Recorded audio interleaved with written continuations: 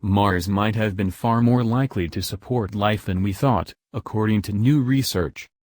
Scientists have found that the planet was probably far wetter than we'd previously understood.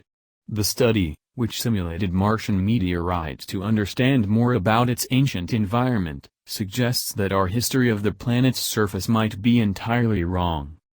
Until now, a specific mineral found in Martian meteorites was used as proof that the planet had an ancient, dry environment.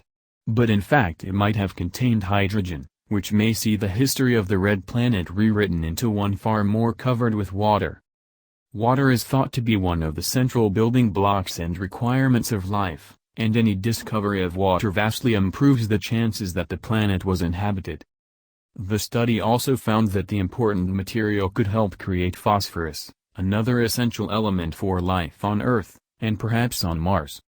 Everywhere on Earth, wherever water is found, then life is also found.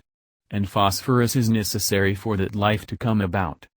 In the study, scientists created a synthetic version of the mineral known as whitlockite. They then conducted shock compression experiments on samples of the material, simulating the conditions of being thrown on a meteorite from Mars. The material was then studied using X-rays to find its microscopic makeup.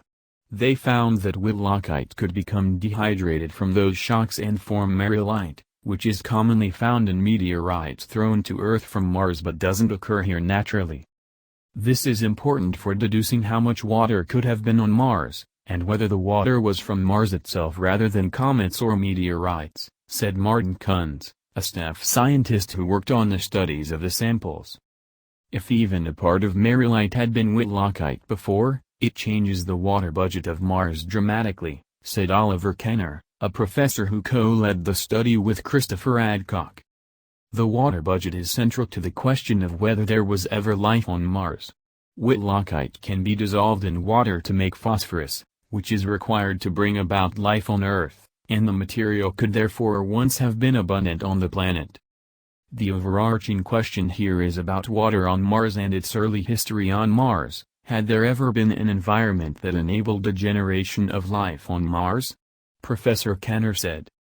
To simulate the effects of being thrown from Mars, scientists blasted the synthetic whitlockite samples with metal plates that were fired from guns at about 1,678 miles per hour and with huge amounts of pressure. That extreme situation was required to simulate the shock of being hurled the planet's atmosphere.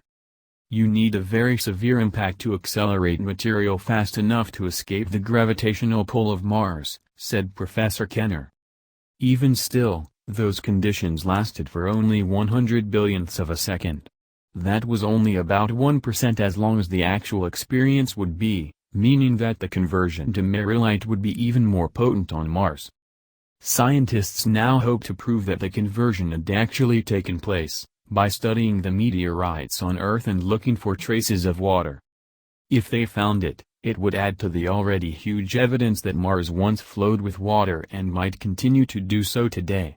In 2013, scientists announced that streaks on the planet's surface appear to be caused by flowing water, and late last year researchers said that they had found a huge underground body of water ice on the planet. But the new research shows how the planet might have been covered in far more water than it is today.